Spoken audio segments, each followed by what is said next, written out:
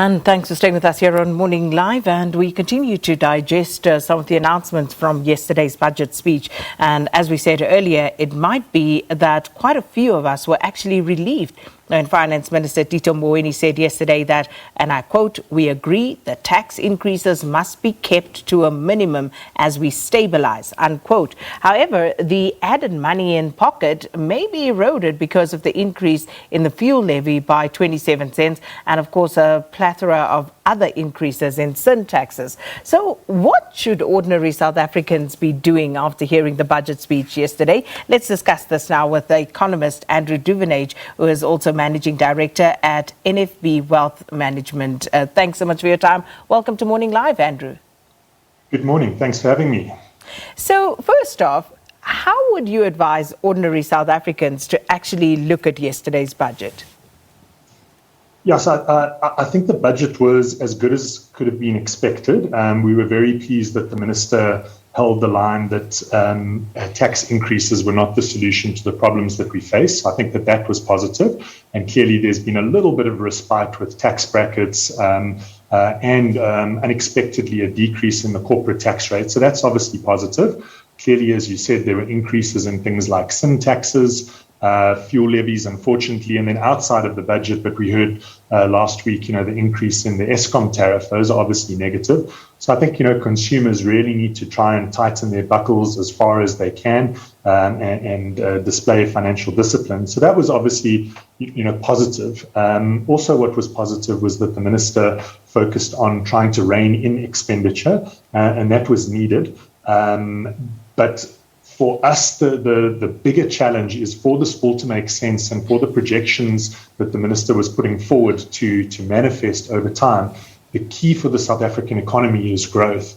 And we were very concerned with the projections that he put forward in the budget that this year we should grow by 3.3%, next year by 2.2%, and then the year after that by only 1.9 or 1.6% actually. And those are very worrying numbers because the key to the challenges that we face as a country is economic growth. And those are very concerning growth numbers if you consider that the rest of the world is projected to grow at 5.5% this year and probably at 4%, 4.2% in the subsequent years. So the growth remains the challenge. Employment, as we know, the numbers are absolutely shocking, and we need our government to be focusing on enabling business confidence to come back and get the economy going and get the economy growing going forward. So much confusion still surrounding the 5% increase in tax brackets, but also no tax increases for this year to actually ease the burden on South Africans per se.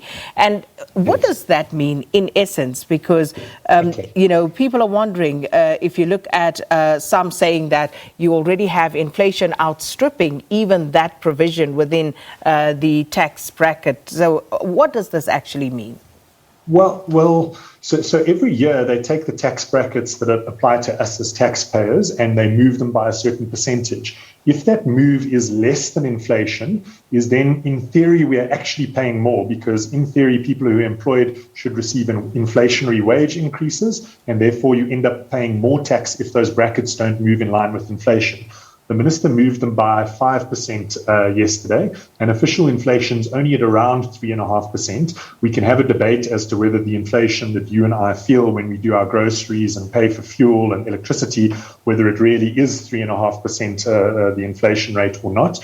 But as far as the official definition of inflation, the minister's move was actually positive for taxpayers and should in theory result in a little bit more money being left in the pockets specifically of low income earners and middle income earners. So that was generally positive. But as you correctly said, is that there are a couple of other taxes which are almost, I don't want to say by stealth, but certainly counteract that. So things like your sin taxes, unfortunately, influence the pockets.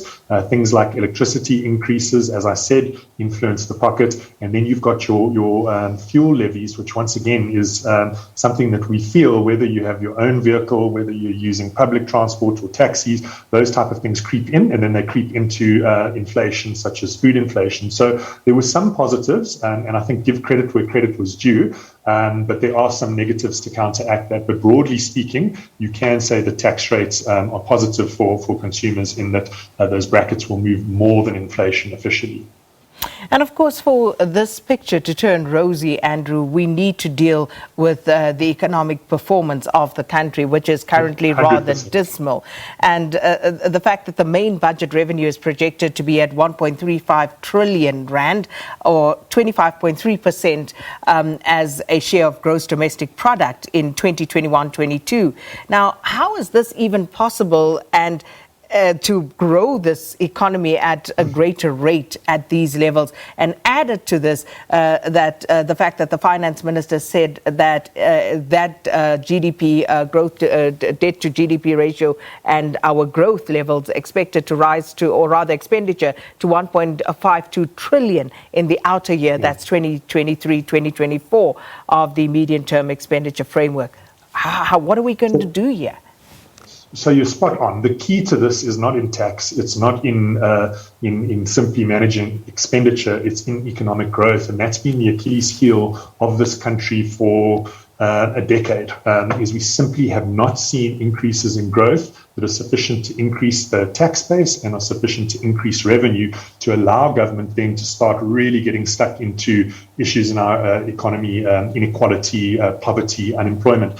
To do those, the practical steps are, first and foremost, is the vaccine rollout is such an important thing. If you consider the South African economy and how the tourism industry and the hospitality industry, which are big employers, how they've been absolutely decimated by this COVID crisis, is the sooner we have the vaccine in circulation and the sooner that we can open up the economy, the better. So whilst that sounds logical, there are some criticisms that we've been slow off the mark in terms of the vaccine, and it was great to see our health workers getting vaccinated over the weekend. It has to be faster and the rollout has to be effective. So that's the first practical thing.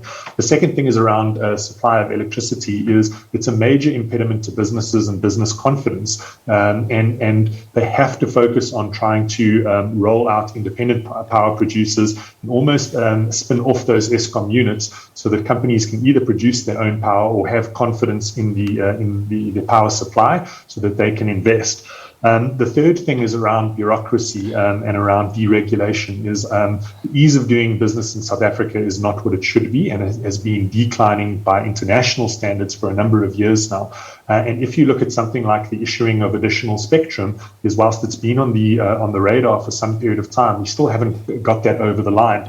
And that speaks to regulation and the bureaucratic sort of nature of South African business. And government absolutely needs to focus on that, easing that. And then lastly is around policy certainty. Is when one looks, for example, in the mining sector, the mining sector should be a sector which stands to benefit from post-COVID infrastructure projects across the world. A lot of countries are focusing on infrastructure as a way to grow their economies and recover from COVID. That infrastructure rollout will require resources, and South Africa is endowed with resources. So we need to do everything that we can to allow the mining companies to be in a position to invest and to create employment opportunities and for our country to benefit from it. But issues around power supply, as I said, in the mining sector, issues around policy certainty, around things like once empowered, always empowered, those type of things need to be dealt with decisively so that those companies can really, really get stuck in and we can harness a tailwind which will potentially be there for us. And then there are other things like infrastructure projects. We desperately need government to get those going. They're in the pipeline and they're discussed, but there's little evidence of them actually being implemented at the moment. And so for the government to embrace the private sector, I think positively, Minister Mboweni acknowledged that the government can't do this on its own. It needs the private sector from a finance perspective and from a capacity perspective. So the sooner that we see that, the sooner that we'll see practical changes that will help employment and start digging into that terrible number that we saw 2 days ago. And then you can have the virtuous effect of less people being dependent on the state for social grants, more people employed, and hopefully the economy can start growing from there. Now, Andrew, this infrastructure development program has been touted as one of the silver bullets to resuscitate this ailing economy. But how does government then go about growing the economy and at the same time managing a deficit and servicing astronomical loans, which accounts for about 88% of GDP? Yeah, it's a massive problem, and one doesn't envy the minister in that producing a budget where you're trying to cut expenditure. So although he called it a non-austerity budget, when you're trying to cut expenditure, but at the same time you've got to focus on growth, those two dynamics are not good bedfellows. So it's a very, very difficult line that he had to follow. And we were quite enthused as to the amount of money that was going to be allocated towards infrastructure spend. So that's obviously important for us. The key issue is engaging the private sector. Public-private partnerships are massively important because the government simply does not have the finances to do it on its own.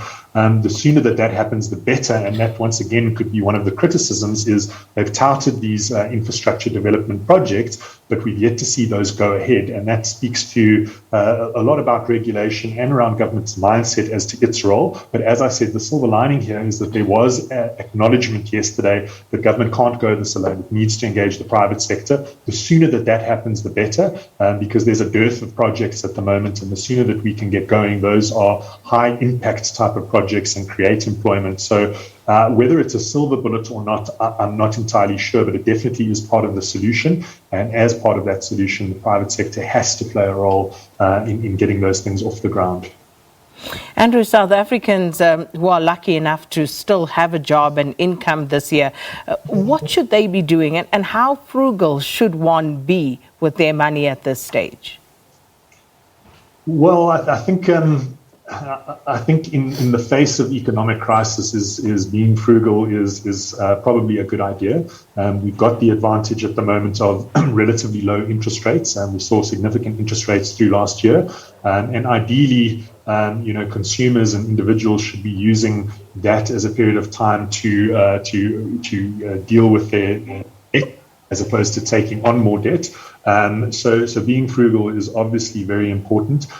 We do fear that the unemployment rate is something that could continue to increase. Labour market inflexibility in South Africa means that the process of retrenchment takes some period of time, and so we're not convinced that we've seen the end of COVID retrenchments. But for those lucky enough to have a job, I suppose we all just need to put our heads down and discipline and repairing one's balance sheet in terms of getting on top of one's debt is important, because interest rates won't stay low forever. We think we're pretty much at the bottom of the interest rate cycle, and they could go up from here. So rather use this as an opportunity to get on top of debt as opposed to take more on. And just finally, Andrew, given the instability of the global lockdowns, the global economy, and how does one invest their money given all of that and what was said in the budget speech yesterday? Well, from an investment perspective, we think that the performance of the Rand and the performance of the JSE has been more driven by external factors than by local factors, and we do still believe that there is risk in the global picture and locally. We do worry that when you see markets behaving like they are at the moment, where there's almost this euphoria and disregard of risk, that in itself is a challenge, because you can see markets retract. So we would just say to investors that the key thing is diversification. The key thing is not being overly aggressive and just focusing on return. You have to be cognizant of risk. We do believe that some global diversification, depending on individual investors' circumstances, does make sense. But once again, saving mentality is so important. Use the opportunity, as I say, of lower interest rates as an opportunity to reduce debt and to invest, as opposed to be focused on consumption purely. Well, Andrew, thank you so much for your time this morning and for the advice. Economist Andrew Duvenage talking to us about what ordinary South Africans can and should be doing to balance their own budgets after yesterday's budget speech by Minister Tito Mboweni. And before we go and close the show,